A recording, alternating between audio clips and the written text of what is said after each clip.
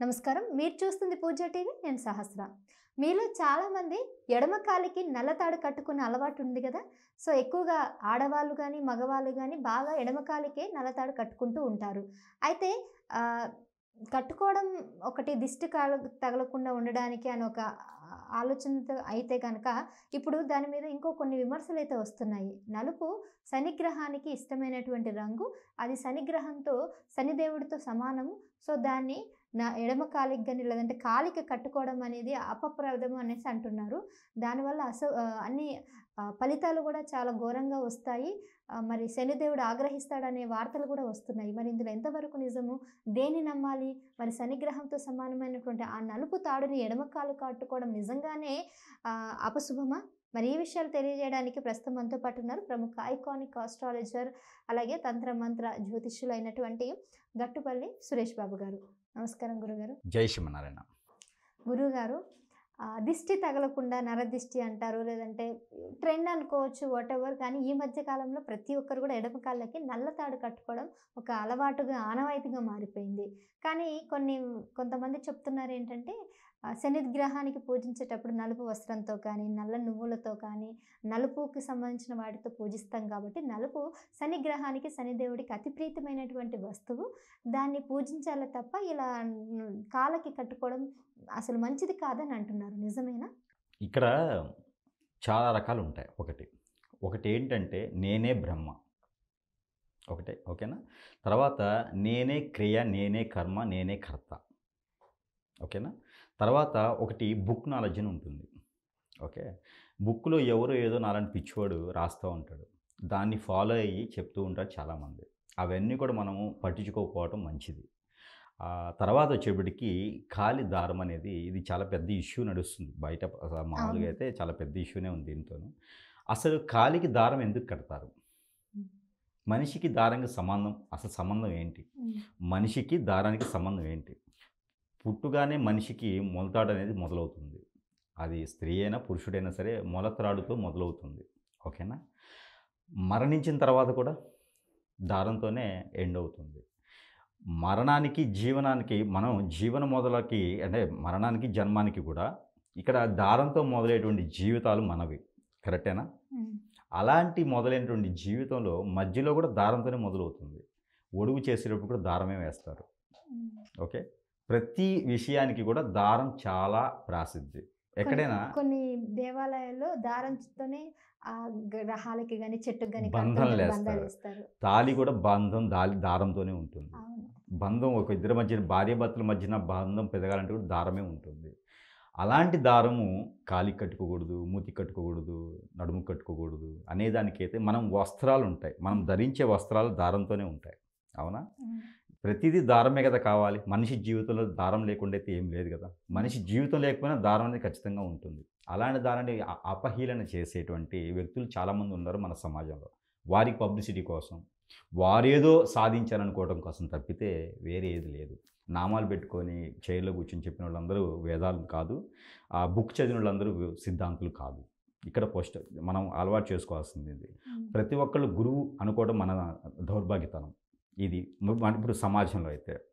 ఇకపోతే దారం గురించి మనం చెప్పుకోవాల్సి వస్తే కనుక నవగ్రహాలకి ప్రాసిద్ధి అయినటువంటి దారాలంటూ లేవు. ఓకే. అమ్మవారికి కట్లు వేస్తారు దారంతోనే. ఓకే. ఇంకా చాలా చెప్పుకుంటూ పోతే దారం గురించి అయితే చాలా ప్రాసిద్ధి ఉంది. దారం గురించి ఒక పాట రాయొచ్చు, ఒక గేమ్ చేయొచ్చు. అలాంటిది మనిషి జీవితమే దారం మీద ఆధారపడి ఉంది కాబట్టి నవగ్రహాల దారాలు ఏంటండి? శనిగ్రహం నల్లగా ఉంటాడని ఎవరు చెప్పాడు? బుధగ్రహం బులుగుగా ఉంటాడని బుధగ్రహం పచ్చగా ఉంటాడని ఎవరు చెప్పారు? శుక్రుడు తెల్లగా ఉంటాడని ఎవరు చెప్పారు వీళ్ళకి? వీళ్ళు బుక్కులో చూసి మాట్లాడినవే కదా. అనొచ్చు గ్రహాల దగ్గర మీరు వెళ్ళొచ్చారా అని. మీరు వెళ్ళొచ్చిన నిర్ధాంతం ఉంది ఏమన్నా? ఎవరు వెళ్ళలేదు కదా. కానీ ఇలానే ఉంటారని ఏం లేదు ఆధారం. అక్కడ ఆధారం ఉందా? బుక్లో చూసి చదవడమే కదా అందరూ. అది కాదు కదా. అలాంటప్పుడు మనం ఎలా డిసైడ్ చేస్తాం? డిసైడ్ చేయడానికి అయితే లేదు కదా. సో యోగా చేసేవాడికి చక్రాలు ఉంటాయి, సచ్చక్రాలను ఉంటాయి. ఈ సచ్చక్రాలు ఉన్న బాడీలో కొన్ని వైబ్రేషన్ తెలియజేస్తాయి. సచ్చక్రాల బాడీలో 7 సచ్చక్రాలు అంటే 7 ఉంటాయి. 7 చక్రాలని మనకి యాక్టివిటీ చేస్తారు. 360 డిగ్రీస్లో యాక్టివిటీ చేస్తారు. అందులో ఏ డిగ్రీ తక్కువైనా మనకి vitamin D, vitamin B, vitamin C ఇలాంటి లోపాలు ఉంటాయి. Vitamin E, vitamin F, H, D ఎలా ఉంటాయి, B12 ఇలాంటి లోపాలతో మనకి ఆరోగ్యం క్షీణిస్తూ ఉంటుంది. అక్కడ యాక్టివిటీ అవగానే ఆరోగ్యం అంతా మళ్ళీ బాగవుతుంది. అప్పుడే ఫీవర్స్ రావచ్చు, వైరల్స్ కావచ్చు, ఇలాంటివి వస్తూ ఉంటాయి. అక్కడ చక్రాస్ డౌన్ అవుతూ ఉంటాయి అన్నమాట. సో అక్కడ మనకి ఒక కలర్ రూపంలో కనిపిస్తాయి చక్రాలు. అంటే అక్కడ గ్రహాలని కాదు, ఆ చక్రం ఉండేటువంటి విధానం. చక్రం డల్నెస్తో ఉంది అంటే అక్కడ వాళ్ళకి ఏదో ప్రాబ్లం ఉన్నది అని అర్థం. దాన్ని పాజిటివ్ చేస్తే ప్రాబ్లం రెటిఫై అయిపోతుంది. సో అక్కడ ఆ చక్రం అక్కడ ఉంది కదా అని గ్రహం అక్కడ ఉంటుందని ఏం లేదు. గ్రహానికి, కలర్కి, దారానికి సంబంధం లేదు. అవి పని అవే చేసుకుంటాయి, వీరి పని వీరే చేసుకోవాలి. ఒకరు డ్రెస్ కోడ్ ఒక స్కూల్లో పెట్టారు అంటే ఆ డ్రెస్ కోడ్ అందరూ ఒకటే భావనతో పెడతారు తప్పితే వీరిది ఒక క్యాస్ట్, వీరిది ఒక క్యాస్ట్ అని కాదు. అంతే కదా. ఇక్కడికి వచ్చేవారు ఒక భావనతో ఉండాలి అని డ్రెస్ కోడ్ పెడతారు, అంతేగాని వేరే ఇది ఇదని చెప్పేది ఏం లేదు. కానీ ఇక్కడ పలాని గ్రహానికి పలాందే ఉండాలి, పలాని గ్రహానికి ఈ కలరే ఉండాలి అనేది ఏం లేదు. ఏ గ్రహమైనా ఏ కలర్ అయినా పెట్టవచ్చు.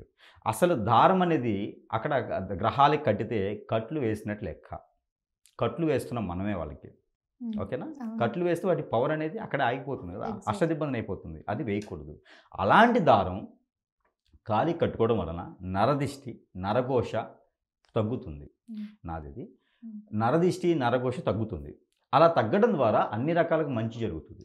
ఇప్పుడు మనకి గండాలున్నా, మనకి జాతకంలో ఏదైనా ఇబ్బందులున్నా, మన మీద ఎక్కువ కళ్ళున్నా దిష్టి దోషాలని అంటారు వాటిని. ఎవ్రీడే దిష్టి తీసుకుంటారు, 15 రోజులు ఒకసారి దిష్టి తీసుకుంటారు. అలానే మనకి ఆ దిష్టి కూడా తగలకుండా ఉండేందుకు ఏదో ఒకటి నల్లగా ఉంటే బాగుంటుంది కదా అని చెప్పి కాలికి కట్టుకుంటారు.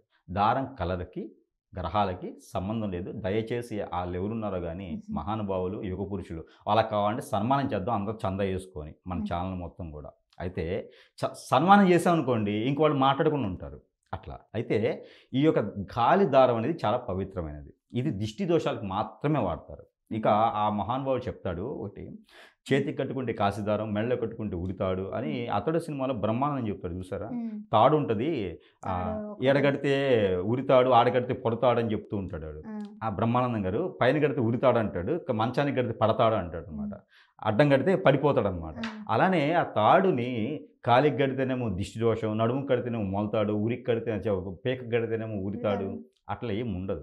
దేవుని దగ్గర కూడా మనం దారం తెచ్చుకోవడానికి కారణం ఏంటంటే ఆ దేవుని యొక్క అనుగ్రహం మన మీద ఉండాలి అని చెప్పేసని నల్లదో, ఎర్రదో, పసుపుదో అది కలర్ సంబంధం లేదు.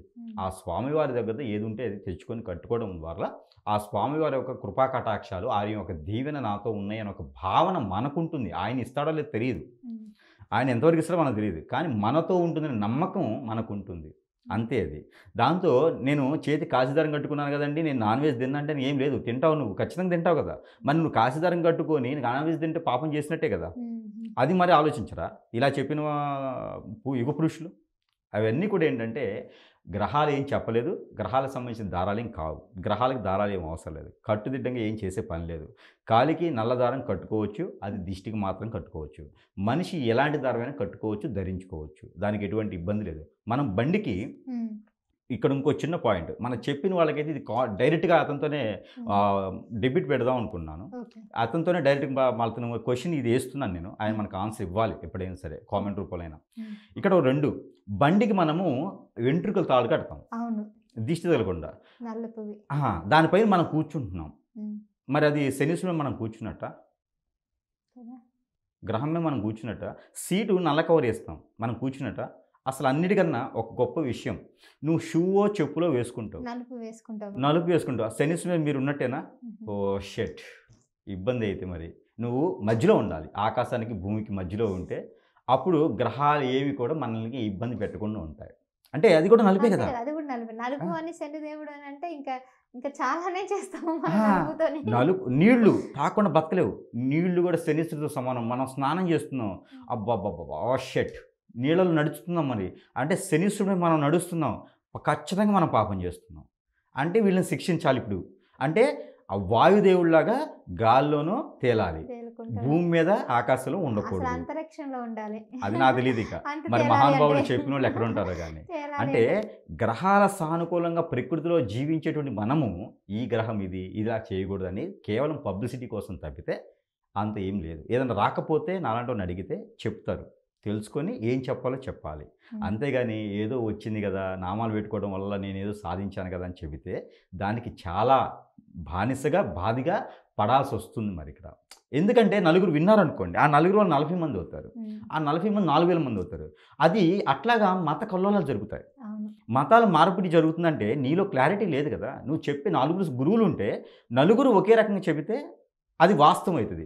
నలుగురికి నచ్చినట్టు నలుగురు చెప్తే పబ్లిసిటీ అవుతుంది. దానివల్ల ఈ కస్టమర్కి అర్థం కాదు, నమ్మకం ఉండదు, అసలు ఏం చెప్తుర్రో అనవసరం అని వేరే మతాలకు మార్పిడి. యెహోవా నా ప్రభు అంటారు అప్పుడు. అంతే కదా, మత మార్పిడి మన వల్లే అవుతుంది. యూనిటీ లేదు, మనలో యూనిటీ లేదు. ఏం చెప్పాలో అర్థం కాదు. అందులో ఏదైనా ఒకటే చెప్తారు కదా, వాళ్ళని నమ్ముకుందాం అంటారు. ఎవరికి వారే బ్రహ్మ అయిపోయినారు. యూనిటీ లేకపోవటం వల్ల, ఎవరికి వారే బ్రహ్మ అవటం వల్ల, ఎవరి నాలెడ్జ్ వాళ్ళకు ఉండటం వల్ల, ఎవడు బుక్ నాలెడ్జ్ వాడిది. కనీసం వచ్చి కూర్చొని ఇదిగో ఇది ఉంది, మరి గురుగారు ఇట్లా ఉంది, మరి దీనికి ఏం చేద్దామంటే ఒక యూనిటీ ఉంటుంది. అది లేదు. ఎవడి బ్రహ్మ ఎవడు గోచి వాడికే. అంతే కదా. మాట్లాడితే ఏమో వాళ్ళ డబ్బులు ఆస్తులను తీసుకుపోతారని భయం, కస్టమర్లు పోతారని భయం. ఆ వచ్చిన బుక్కులు ఎక్కడో చదువుతారు, లాల్ కితాబులోనో, లేకపోతే వాడు ఒకడు ఉంటాడు, ఏదో బుక్ చదువుతారు, చెప్పేస్తూ ఉంటారు. అది మన ప్రేక్షకులు అయితే చాలా ఇబ్బంది పడతారు అలా చెప్తే. ఏ దారమైనా నా క్లారిటీ ఏంటంటే, గ్రహాలకి దారాలకి సంబంధం లేదు. ఏ కలర్ దారమైనా వాళ్ళకి ఇష్టం ఉంటే కట్టుకోవచ్చు, ఎక్కడైనా కట్టుకోవచ్చు, ఏ పరిస్థితులైనా కట్టుకోవచ్చు, ఏ సందర్భమైనా ఉంచుకోవచ్చు. ఆలయాల్లో తెచ్చిన పవిత్రతగా ఉండాలి, నేను మెడకే కట్టుకోవాలి, ఉరే వేసుకోవాలనేది ఏం లేదు. అది పవిత్రంగా ఉండడానికి మన సంతృప్తి కోసం, మన సాటిస్ఫై కోసం తప్పితే వేరే ఏది లేదు. దిష్టి దోషాలు పోవడానికి అయితే కాలికి నల్లదారం ఖచ్చితంగా కట్టుకోండి. అలా చెప్పారు వద్దు అని అంటే కనుక వాడి చెప్పులు కూడా వేసుకోవద్దని చెప్పండి. గొడుగు కూడా వేయకూడదు.